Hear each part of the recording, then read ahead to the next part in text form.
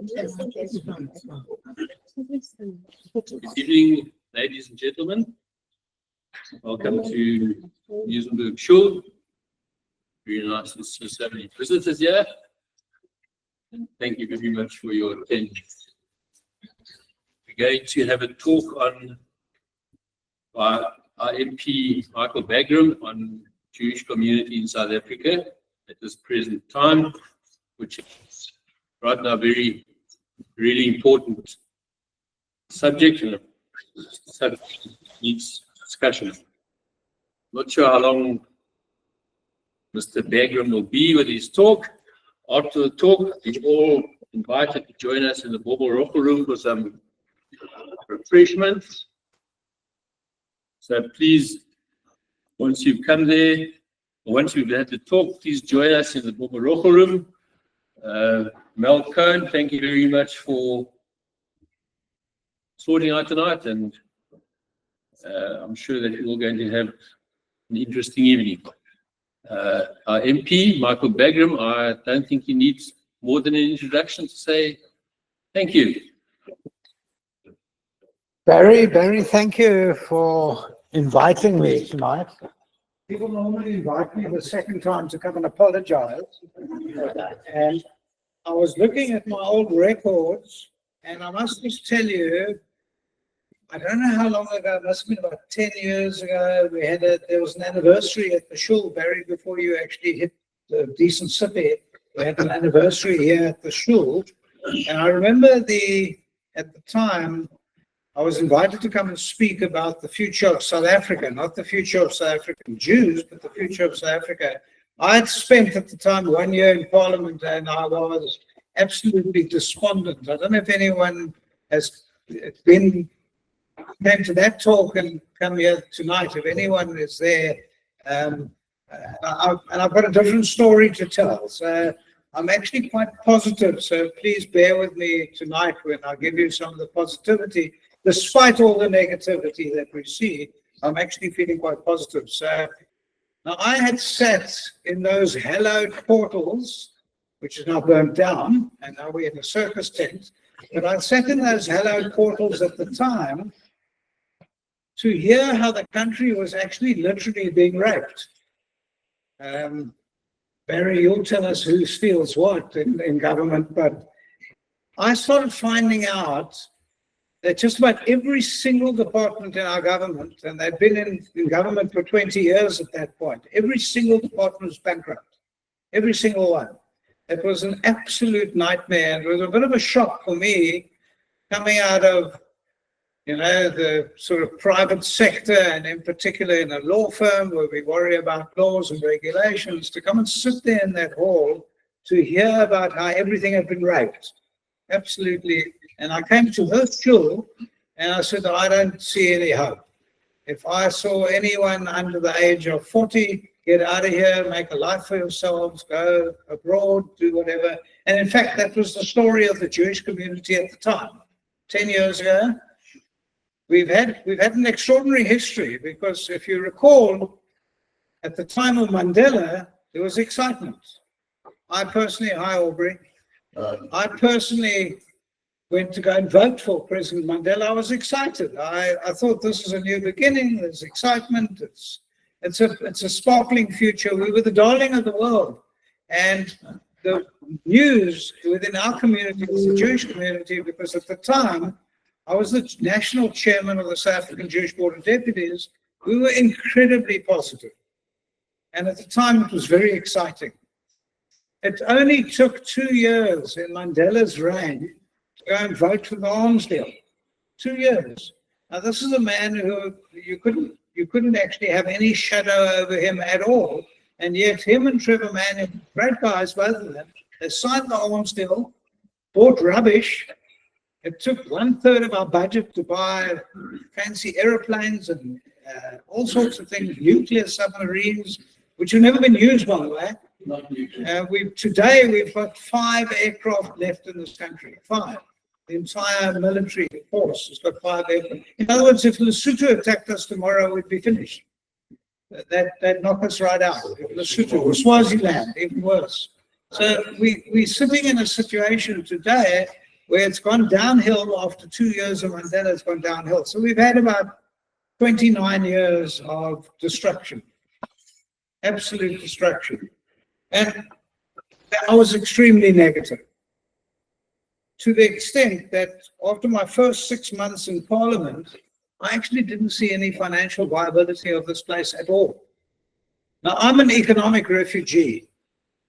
I'm reaching old age. I haven't got a fortune. I've got property, which is where my wealth is tied up. And what do? I can't even go live in Israel because it's just impossible for me to be able to recreate what I'm living over here. So being an economic refugee, it was I was incredibly despondent. And I told this congregation, and I remember at the time, my brother-in-law, Mike Crow, was with me, and he said, "They'll never invite you here again." He said, "You've just put a real dampener on the entire Muizenberg community." And at the time also, I didn't see any rapprochement between white, black, colored, Indian, whatever. I just didn't, it just wasn't working. It didn't seem like it would happen. And having a white face in Parliament just wasn't going down well at all. The presidency then obviously was under Mandela, it was under Mbeki, and then we went to Zuma. At the time under Zuma, they had 62% of control of the House. So in other words, just picture the scene. You've got 4 wolves and a sheep at a dinner table, and then they have a vote as to what to have for lunch. And that's what I was living in. Didn't matter what I said, the screaming and the shouting and idiot and shut up and that sort of thing. You couldn't help yourself. You couldn't actually hear. You couldn't hear what you were saying in the Houses of Parliament. So that's 62%. But let me tell you what was weird under President Zuma. Not once did we have a debate about Israel or Zionism. Not once. Despite the fact that the ANC, at every conference for the last 15 years, has condemned Israel. The ANC has condemned. Zuma would not allow that to be debated on the floor. Now, I don't know what drives that. I don't know why. He just wouldn't. We never saw any anti-Semitism in the House at all. It was a strange concept because every year we read the minutes coming out of the ANC's conferences, and every year they condemned Israel, every year they condemned Zionism, and there were always remarks about Jews. It was always stepped into that realm, but we never thought under Zuma. It was strange, it was weird. Look, the man's a rapist, he's a thief, he's a rogue, a liar, I can call him all, but he didn't ever say anything about the Jewish community, never. And he wouldn't allow it to be debated on the floor. I remember a few ANC members getting up to talk about Judaism, and he used to cut it short. Personally, he'd cut it short. And we couldn't work it out. So there was never a debate about Zionism, never. And the ANC itself had tried to bring the debate to the floor. They did try, and somehow it got blocked through the speakers. It didn't happen. And as a Jewish community, we were feeling reasonably secure. We've got a new constitution. It's one of the best in the world. It really is a good, solid constitution. It gives us more rights than we've ever had in this country. Under the Nats and under any other rule in this country, the constitution is a wonderful, both a sword and a shield for us and our rights as a Jewish community. And I felt quite secure at that point, despite all the theft and the negativity with everything else in this country. I felt secure as a Jew. And in fact, my CV goes on to the internal policy. We have internal policies in Parliament, and you have to put a CV in so that we can read about each other. And I wrote, Michael Bagraim, Zionist, Jewish, South African.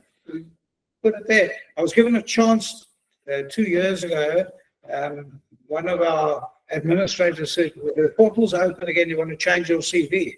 I said, no, I don't actually want to change my CV. But it just shows you, now someone comes and asks. Just another anecdotal story. I wanted to put a mezuza up outside my office in Parliament. I'm not a religious person, but I wanted to put it as mezuza up. And just something that's probably in my DNA, that I wanted the mezuza.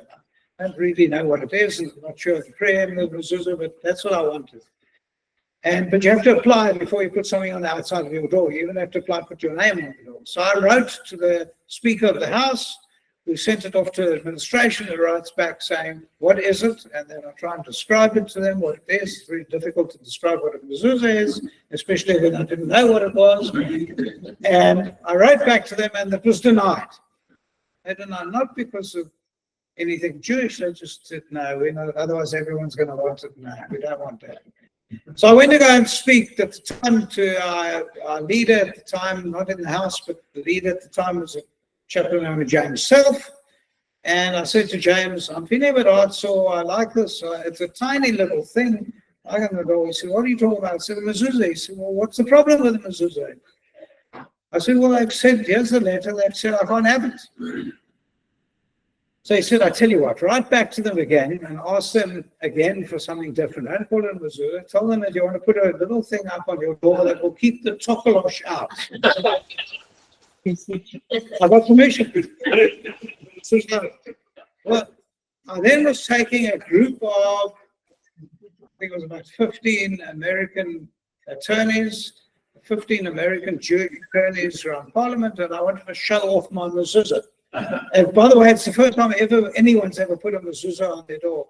Not even Helen Suzman put a mezuza on her door. But anyway, first time it's ever happened.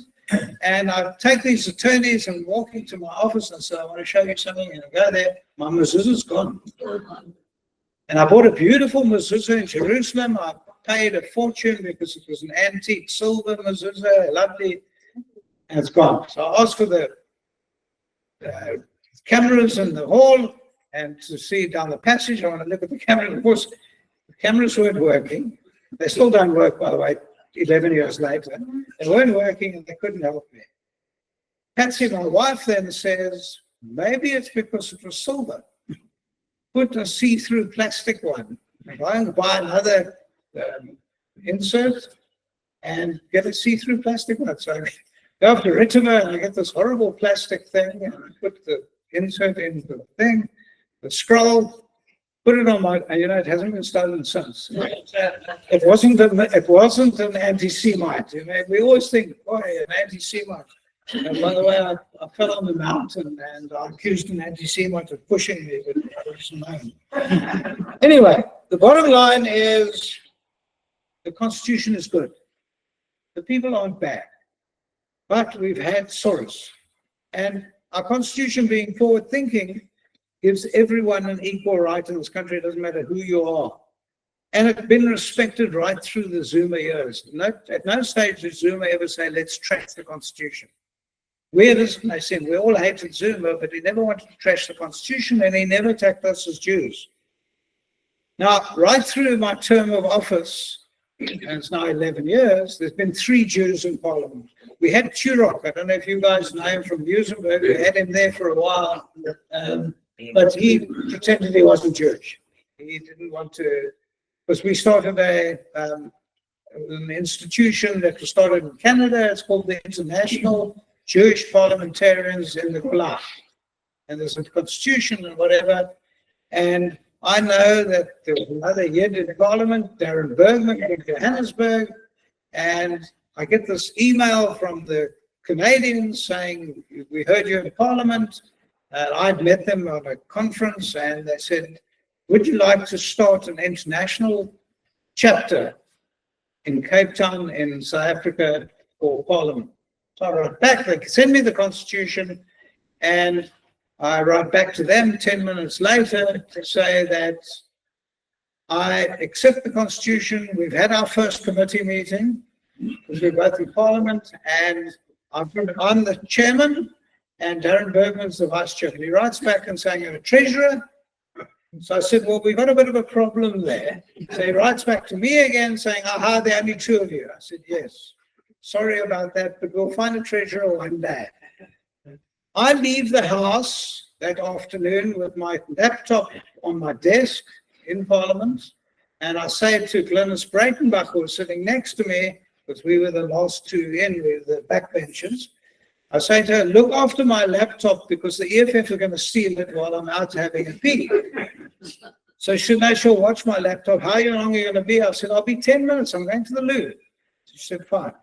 Of course, what happens in Parliament happens in the passage.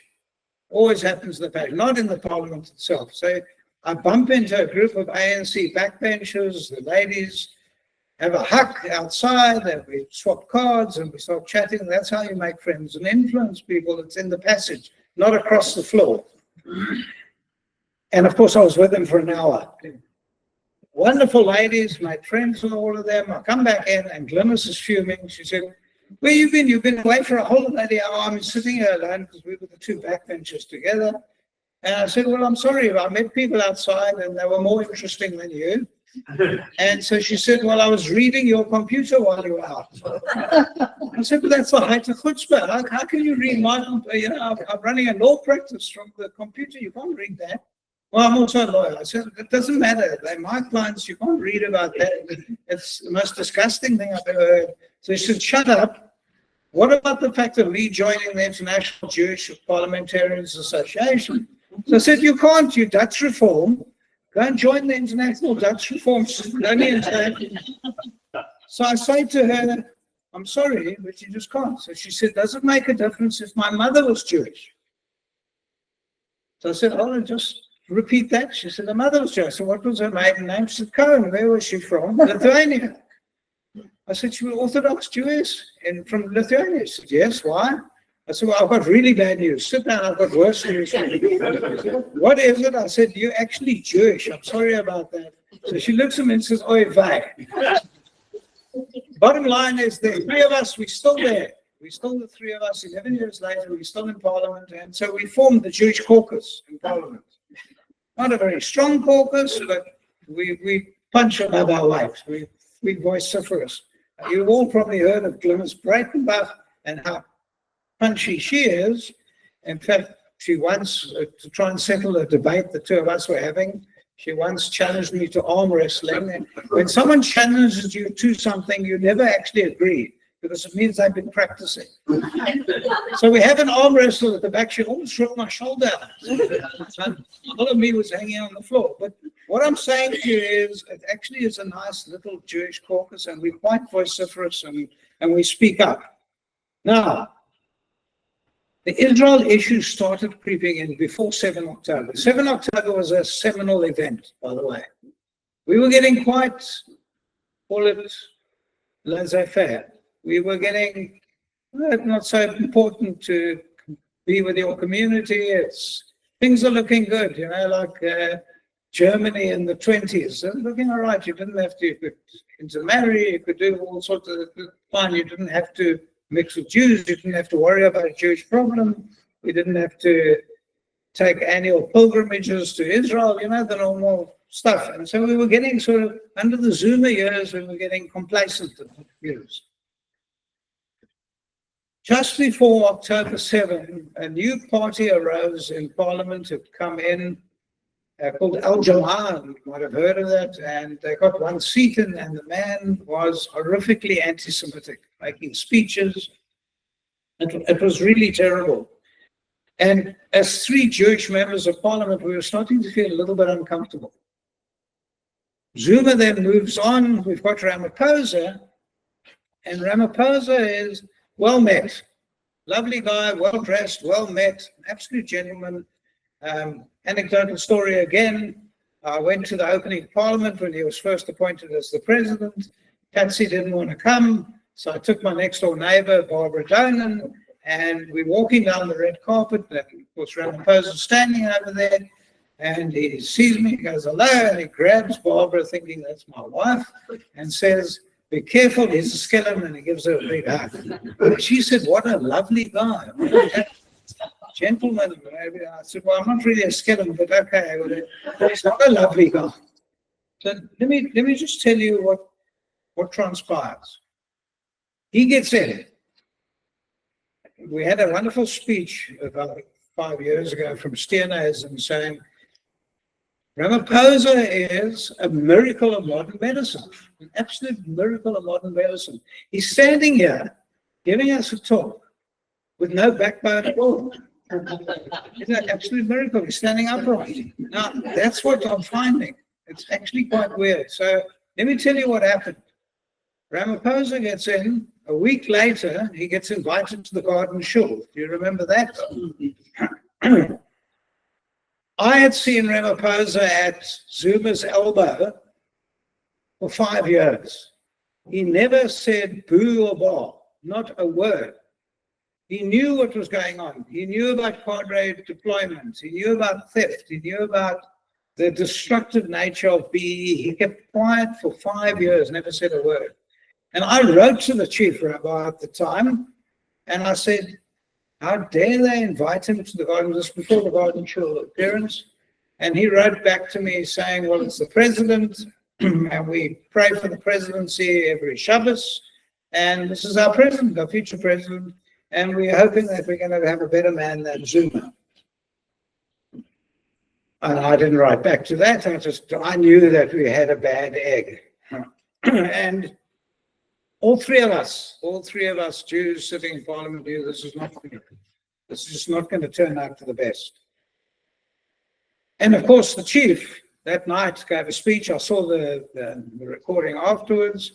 He gave a speech and he called him a mensch. And it riled me, I must admit. And when I saw the chief here a few years back, when the chief arrived here, I came to the shul. The chief rabbi of England came here. And it was a wonderful event, and I went to the chief, because I hadn't spoken to him about this issue when this happened, and I said, I had an argument with you about Ramaphosa, do you still feel the same way? And he said, no. And he said, maybe I should have spoken to you people who were sitting in Parliament, but I saw a rosy future with this man in Parliament, and it's not been the case. Well, what happens?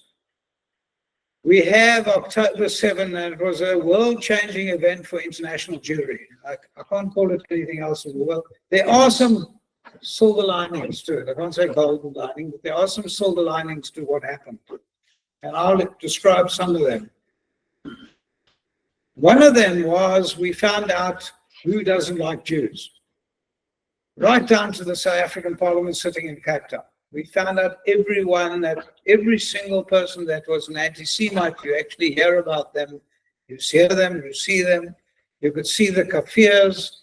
It became festooned with Free Palestine, and you can't believe what was going on. Most of you might have seen snippets on TV of what was going on in Parliament, but we could be debating poultry in KwaZulu-Natal and an outbreak of flu, and someone would blame Israel.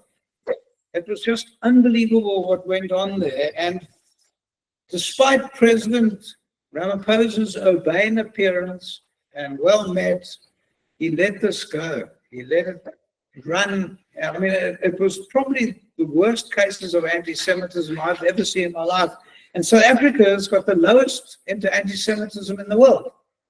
Just think of that. We are the lowest in the world. We read, I don't know if you read the reports from David Sachs every month, but our numbers of anti-Semitism are possibly the lowest in the world. We've never had a vicious event. We've had lots of posters and statements, and obviously October 7 ratcheted all that up. You had a whole lot of colleagues running to Sea Point every Sunday, but we've never seen actual violence like we've seen in Paris, Amsterdam, in London. I mean, I can take you through the world. We've never seen that. So we've got the lowest form of anti-Semitism that we're experiencing in the world is over here. But in Parliament was the epicenter of anti-Semitism. It's actually really weird because it's got nothing to do with South Africa. Absolutely zilch. Our trade with Israel is pretty low. It hasn't stopped, by the way. In fact, since October 7, it's grown. I can't explain that, but it has grown, the trade with Israel. We keep quiet about it, but there you have it. You look at the figures, and it's in Israel's favor, thank God. So it's actually nice to see that. But that's where we saw this epicenter. And then what did we get? And Rabbi, I was very happy to be here when you read the Megillah, and thank you for that. It was the best I've ever heard, I must tell you. Although I'm not much of a litmus test, but I love listening to that Megillah. But if you want to see a real Haman, come into the South African Parliament later part of October 2 years ago. That was real Haman.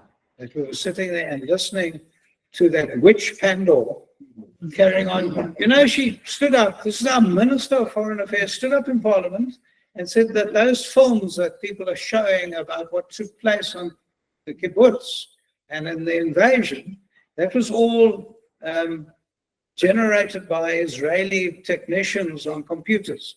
None of it was real. And I remember someone standing up and asking her, well, there are some deaths. Do you think that was also generated by the computer? And that person was shouted down completely. I mean, it was almost bizarre. Like we were living in 1984, you know, the book, the Orwell book, that this and you speak, like it didn't happen. It didn't happen. And then, of course, when it became obvious it did happen, it took the Parliament a long time to actually agree that it actually happened. Then it was caused by Israel. It was their fault and caused by them. And we had to listen to this.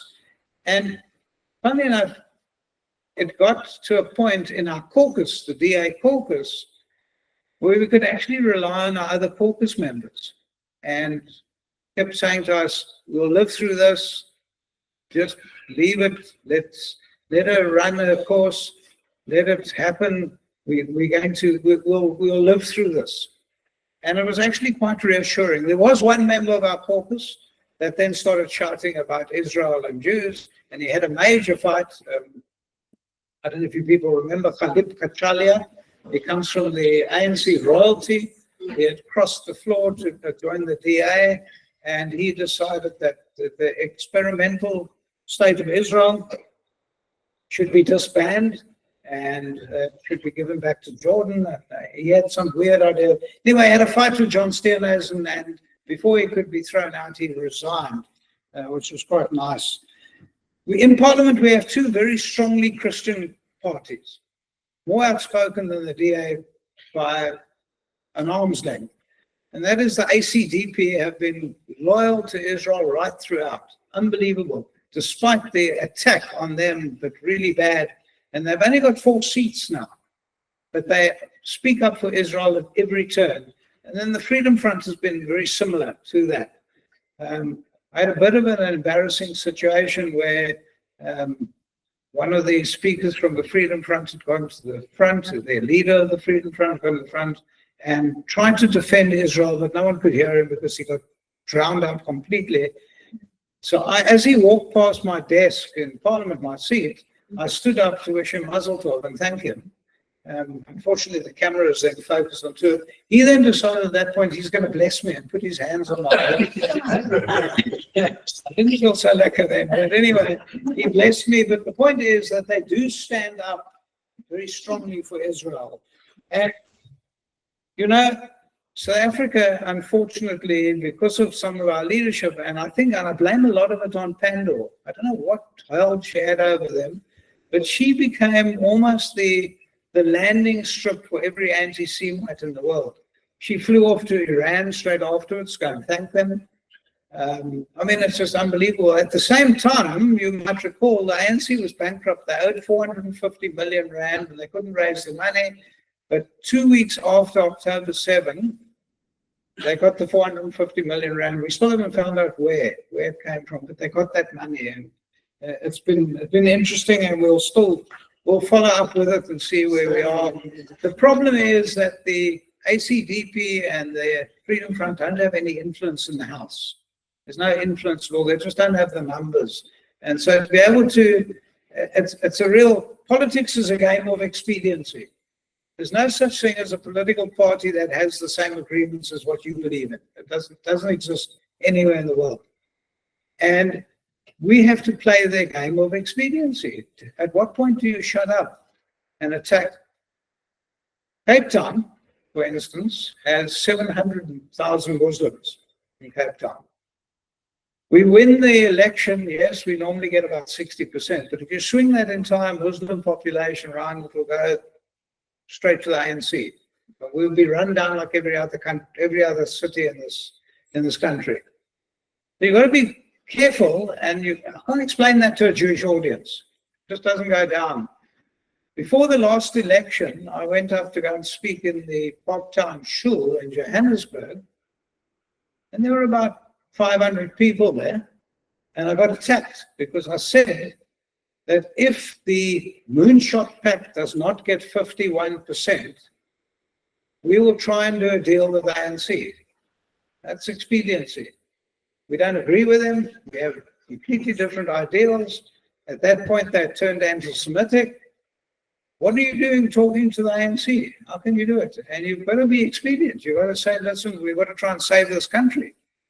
And if you can't save the country, then what are you doing here anyway? My house, I'd like to get more than 5 cents when I sell it. And where are we going?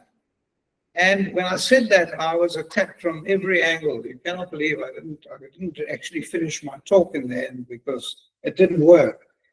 What I'm saying is, where we stand now within the party, we still got the influence. We've now got, the ANC has dropped miraculously down to 39%. We are 22%.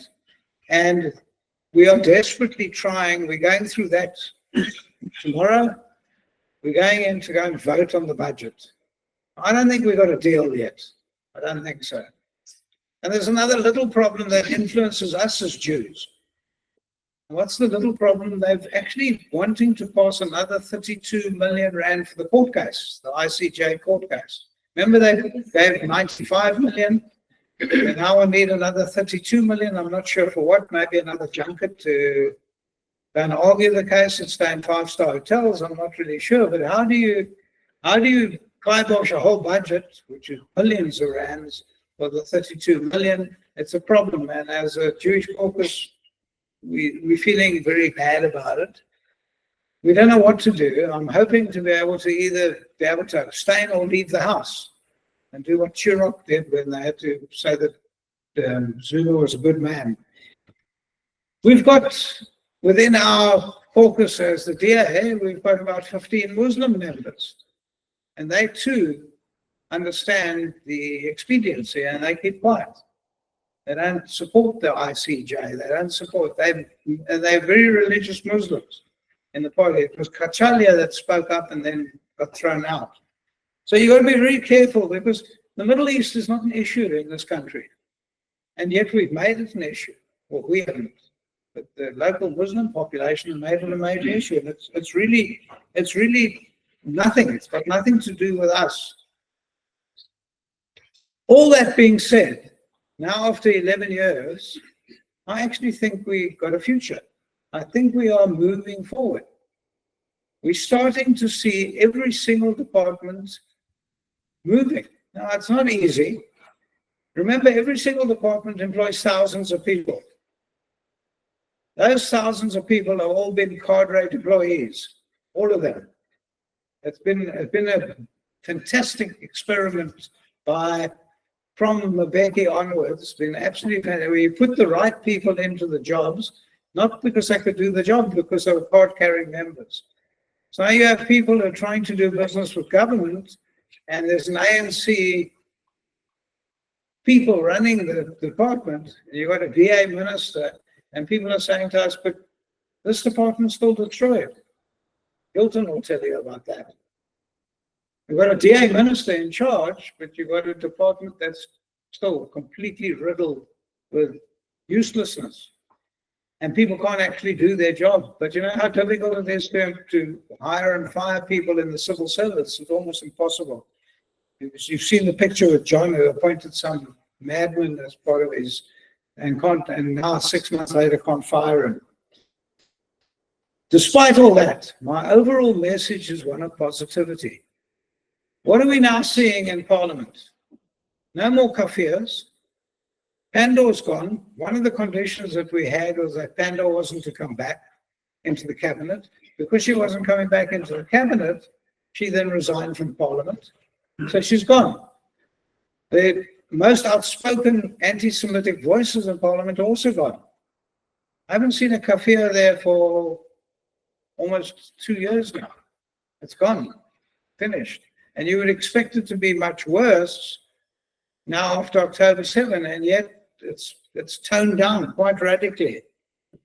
And even the most vociferous of all of them, there was a little fellow about this high from, I can't remember what name, he was the single member of the party in Durban, horrible little weasel who would shout death to the Jews every time he stood up in Parliament. He didn't make it back in. And fortunately, I'm going through that same exercise now where at the end of the day, I'm feeling that the Israel issue is off the table. I'm strongly feeling it. And as a Jewish community, we don't have that feeling of helplessness in the house. I stood up, when I make my speech on labor, and normally once a month, I get about 10, 12 minutes, depending on the agenda. I stood up about 5 months ago to make my speech. And I always had it written down because I can't hear myself talking. So I have to have it written down so I can actually keep my finger there so that I know what I'm saying, because I can't hear what I'm saying because everyone's shouting, idiot, shut up, and whatever. I'm looking at my paper, I'm reading my speech, and I look up and I think maybe everyone's left the house because there was no attack. It was an amazing feeling that I could actually now leave my paper and actually talk. And I got people looking, and I look across to the ANC, and I got some people nodding their heads. It is a sea change. I can promise you that. It is a sea change. And if we feel that the rot starts from the head, I think that the health is starting from the head. They are moving. Every single department is starting to move. I don't know if you've been following what's going in Home Affairs, even DTI is moving on. People are starting to get there. Yes, most of our ministers have got a long way to go because I don't know if they'll ever be able to get rid of the staff over the 5-year period, but we're moving. I know that the latest figures from the Department of Trade and Industry is they've just dismissed 30 people for theft and fraud. I know Home Affairs has got rid of over 100 people for just that. So we're starting to get somewhere. We're starting to see getting the health back into the nation. My feeling strongly is that if we can keep this GNU going for the next 4 years, we've got 4 years left of it. If we can keep it going, I think we might have been able to uproot a lot of the rot that has set into our government and make us into we are really a wealthy nation. We've got every single thing here going for us. There's no natural disasters. We've got ports, we've got harbors, we've got scenery, we've got beautiful tourism. All the minerals you want, you can get over here. No one wants to invest in mines because that department is absolutely rotten to the core. But if we can start making it work, it will work in this country. And I think we've got a future. And as a Jewish community, I think we've got a great future. I'm happy to take questions because I know some people have come here to heckle. And so, Roy, I'm happy. Let's have a good question.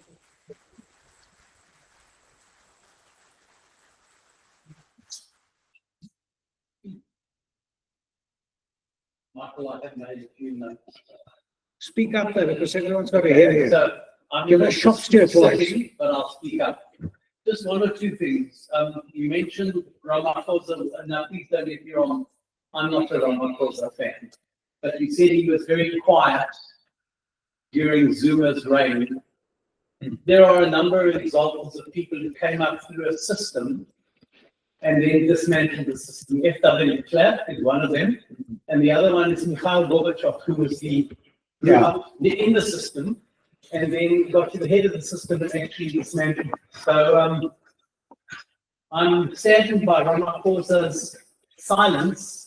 I still live in hope that he may become a leader because he has done a lot of right things.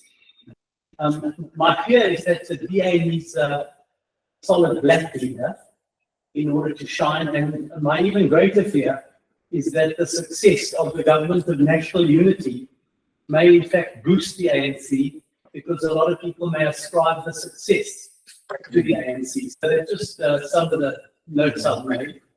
And I think there's some validity to what you're saying, and yes, Gorbachev was a perfect example of what happened.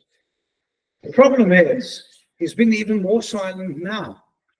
So you're at the elbow of Zuma, he shut up, and now he was driven by Pandor, and now he's being driven by all his cronies. It's unbelievable. We've heard nothing. There's no backbone at all. Nothing.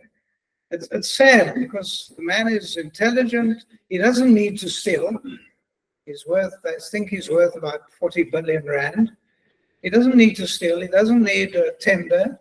Why? What's going on? And it's become worse and worse to the extent that the man never ever says anything.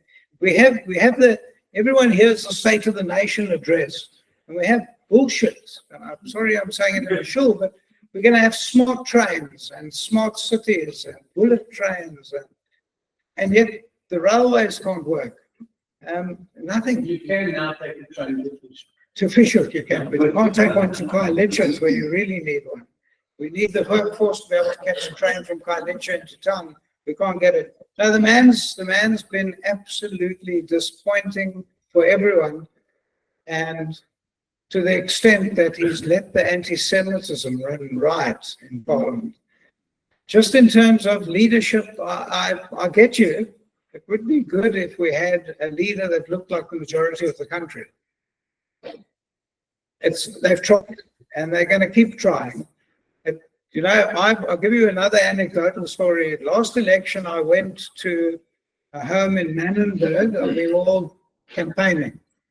And I quite like myself as a campaigner. I'm quite good at that. I can talk to people and enjoy a discussion. So I knock on a shack in Manenberg, and I hear a voice, and I say, "Can I come in? I want to speak to you."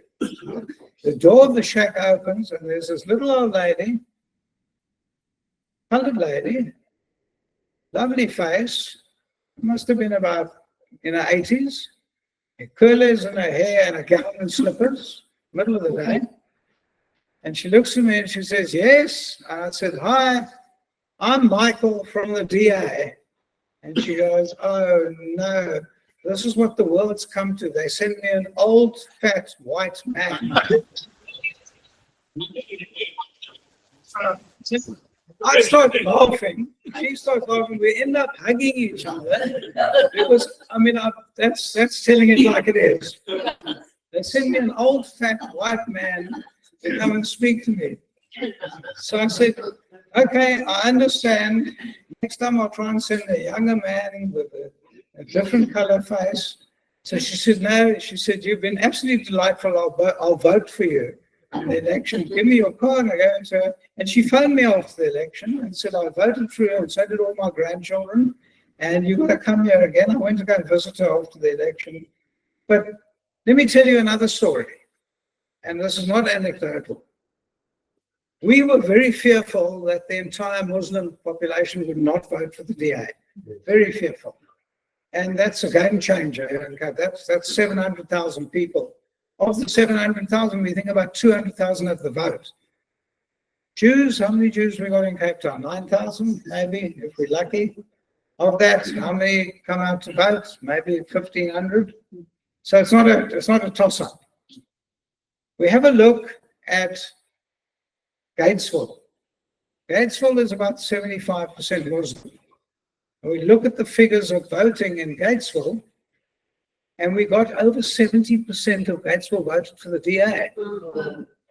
It's an extraordinary story. So I speak to my clients, about 3/4 of my client base are Muslim businesses. They all know I'm Jewish. They all know I'm with the DA. I can't keep that a secret. And they come see me. And I start speaking to them after October 7, after the election. And I say, "You know that I'm Jewish?" "Yes, we know that." I say, "And you still want to use me as an attorney?" "Yeah, well, we haven't lost the case yet." I said, "Okay, fine." I said, "And you know that I'm a Zionist?" I said, "Yeah, well, we know that as well." So I said, "Well, then why are you here?" I said, "Well, what's that got to do with our business?" So I said to them, "But aren't you very pro-Palestine?" "Yeah, we're very pro-Palestine." I said, "Okay, well, that's fine. I've got no problem with that. I like you as a person." They said, "But if you come to Sea Point on Saturday and you'll see me there in a kafir and a loud hail or whatever." I said, "Well, why are you doing that then?" I said, "Well, I'm running a business." I run a shop. I run 4 shops. I want people to come to my shop. They're my customers. I'm going to be there. So I said to him, and you still vote DA? He says, yeah, I want a well-run city. And that's what's happened in Gateford. It's actually a complete weird exercise. And it's very difficult to read people because they understand that you need politics of expediency as well. Like we understand that. So at the end of the day, a lot of people say to me, well, why don't you rather go join the ACDP, the African Christian Democratic Party, because they're in favor of Israel. Join them. So much better because they speak up. Simply they've got no voice in Parliament. There's just nothing, there's no influence, nothing at all. All the machinery of Parliament runs through the portfolio committees. There are 39 portfolio committees. We have representatives of every single one of those committees, and that's where the engine room is. That's where laws are made. That's where influence is made. We're there. But the ACDP can't go to any of them. They cannot go to any of those meetings. The same with the Freedom Front, unfortunately. They're not big enough. I don't know why all the churches don't vote ACDP. I just don't understand it, but they don't. So effectively, the DA is a Christian party. But at the end of the day, it's very difficult. I can't explain to you where we're going. I would love to have a black leader, quite frankly. I don't think the old fat Jewish man is the right person to put there. And she also said I'm ugly. Oh, sorry. Can you tell me what you think of Gayden Mackenzie's chances as a politician to be watched? Look, he's very funny. I know. And he's very charming. And you all heard when he got sworn in. Did everyone watch that clip when he was sworn in? Yes. I mean, there's nothing better than that. When he tells the judge president, thank you for giving me 5 years. Last time you gave me 10 years. Now, I mean, you want to rush up and hang the guy. The problem is he's useless in the parliament. Is he useless? Absolutely useless. He's given no input whatsoever. His speeches are normally a series of jokes and does nothing. So, yeah, I mean, it's nice to have him. He's a nice to have. And I like him. I actually do like him. I tried to get him to come and open up Hertzler School swimming pool, and he writes back to me saying, I can't swim. I'm saying, I couldn't make a speech. And he couldn't get there anyway. But the point is, he's a lovely guy, and he's very pro-Israel. Yes, that's why I asked. The problem is, when they voted for the 95 million to go to the court case, Gayden voted in favor. So it doesn't make much sense. You know? I don't know whether he's doing it for expediency himself. I don't understand it at all. But a very nice guy. I'll bring him here to the shul. He'd be very happy to come here because he's a well-met person. Where did the 95 million come from? Where does? Where did the 95 million come from? I think it came from Iran. And in fact, at the Chamber of Commerce in London 6 months ago, Helen said, I'm telling you it came from Iran, and if they don't like it, they can sue me. They know my address. I've never heard from them. What account did it go into? It went into the defense account, but it came through a company called Chancellor House. Chancellor House is an investment company owned by the ANC. And so they wash the money through Chancellor House in Johannesburg. Chancellor House Pty Limited. There are a group of attorneys in Washington, young Jewish attorneys who have put together some money and are running a court case through the UN to find out where that money came from. Because if it came from Iran, then we're breaching all sorts of international regulations through the system. So they're trying to get there. I don't know how far they are. We can just wait. So there was a voice back. Thank you for visiting Micheal. Just a quick question. What makes you think the GNU is going to hold this budget for? Because if it doesn't hold, then the outlook doesn't look so rosy. Let's see the rand go for the backyard. Sales performance, even more than ours, etc. Absolutely right. You heard the question, what happens if the budget doesn't go through? Does it collapse the GNU? It might not collapse the GNU, I keep telling people that those decisions are above my pay grade. I'm not actually part of those discussions. I can't tell you whether it's going to hold or not. But from what I understand is we still haven't got an agreement. They're meeting tonight and they'll probably talk right through the night.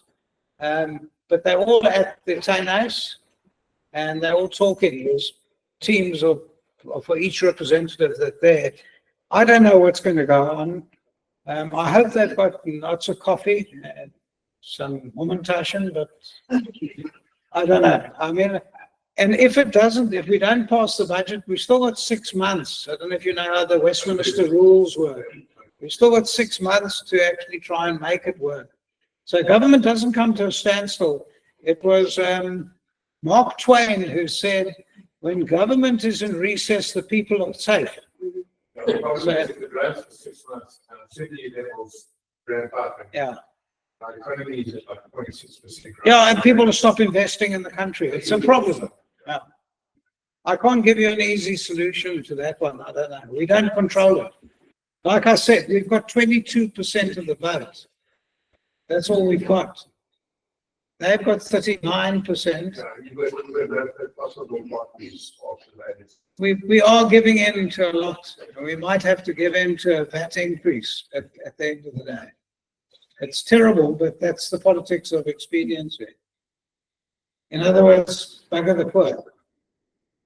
Sad. Hilton? No? I've got two questions. One is directly as far as us Jews are concerned. And that is, firstly, in relation to the population of South Africa, the Zionist Christian Church is a massive movement. My understanding of what they're going to pray and what they believe in is that Israel is the place of all native Jews and they are Zionistically inclined. Do you not think that there is some sort of war against this rise of anti-Semitism and it has an influence? That's the one question. The second question relates more on the international level. We've seen Trump's... Can't you speak up a bit? We've seen Trump's essential power and his attitude towards countries that stood against Israel. And our pro-Israel leaders, and he's giving Israel carte blanche to deal with the problems as they see fit in the peace, and he is giving them constant support.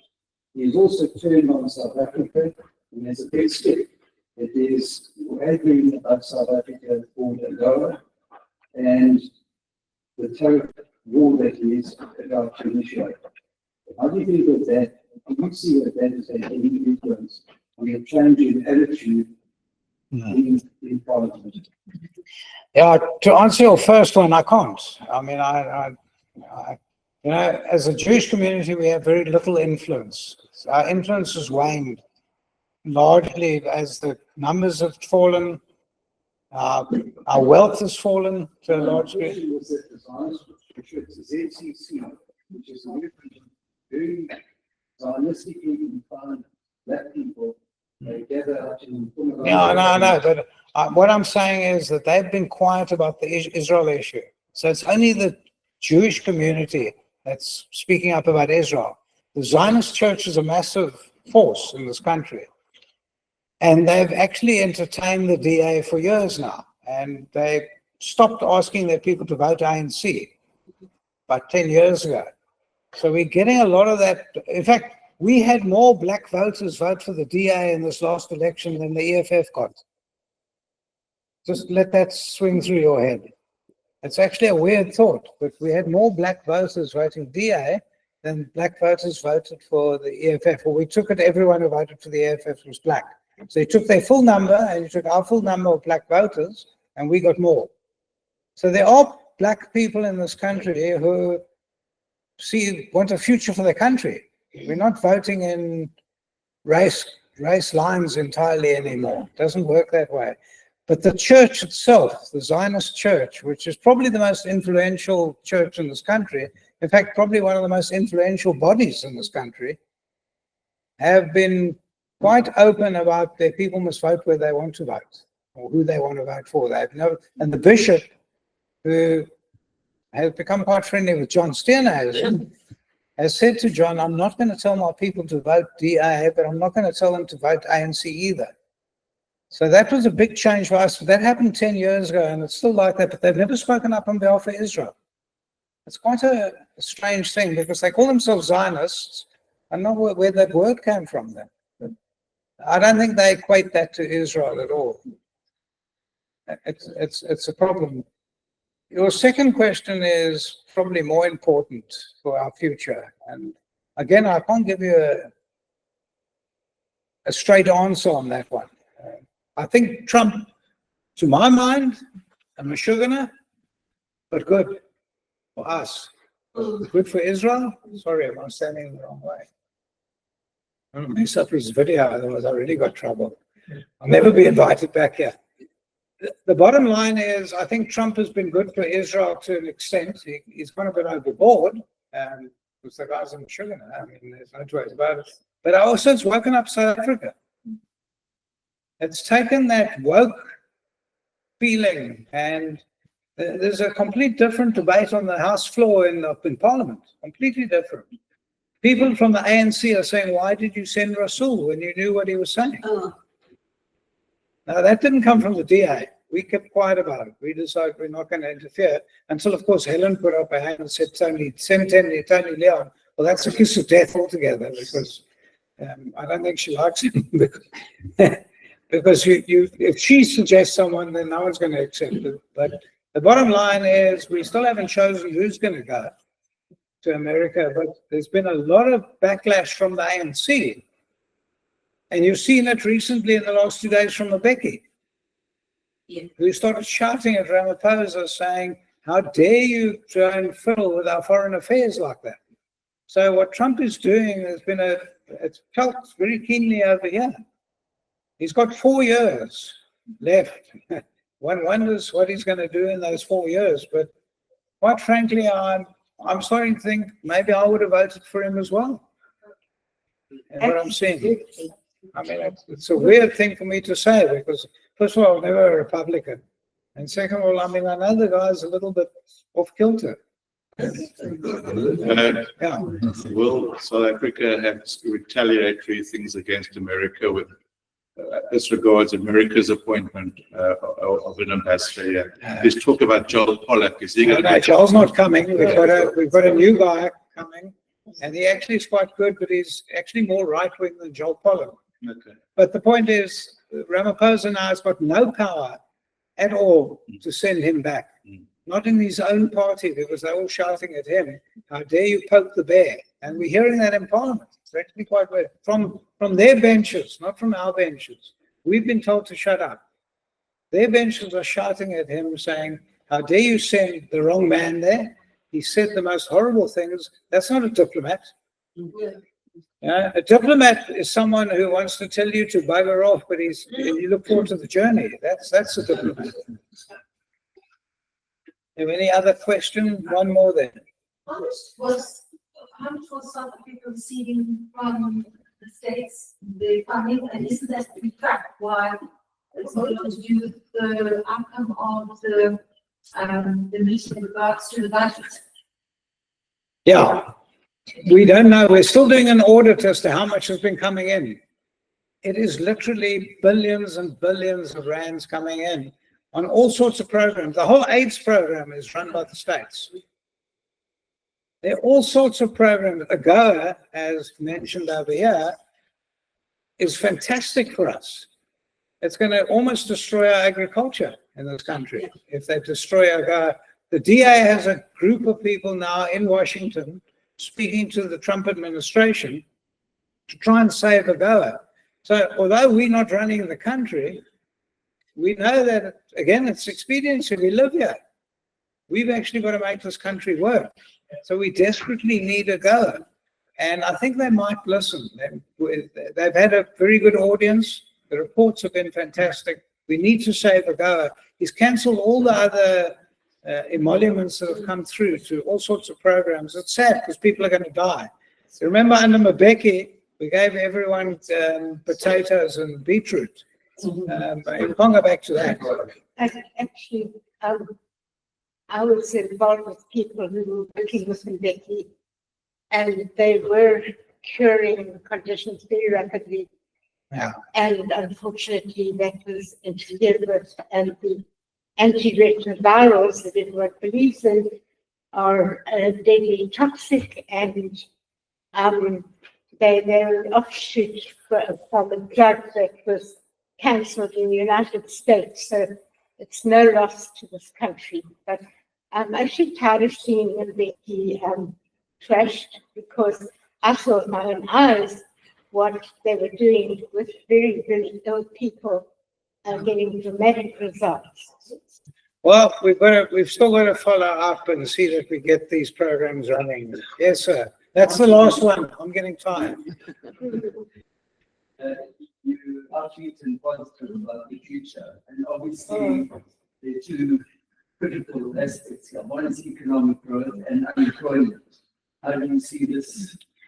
Yeah, look, you've seen what we've been able to do here in the Western Province. Now I can boast, because it is the only province that's actually running properly. But we've got an expanded definition from COSATU, expanded definition of 42% unemployment, and under the age of 30, almost 70% unemployment. That's horrific. That's Arab Spring stuff. But in Cape Town, we've now dropped to 18% unemployment. Not Cape Town, Cape Province. How do you do it? It's hard yards, absolute hard yards. You've got to encourage business. You've got to deregulate. And there's no ease, there's no magic formula for this. But we brought it down to 18%. Premier Wendy said, give me another 3 years. He's got 3.5 years left of his premiership. He promises to bring it down to 10%. Even that's high, but compared to 42%, bloody good. Thank you for listening.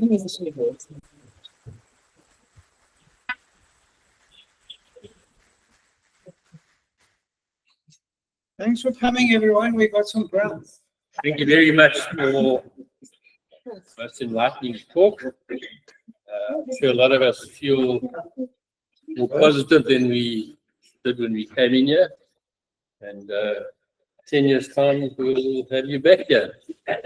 Please not that we are still standing. Please join us next door. But before you partake of the food, please allow the rabbi to do us a bracha. Thank you. Thank you very much, everyone, for being here.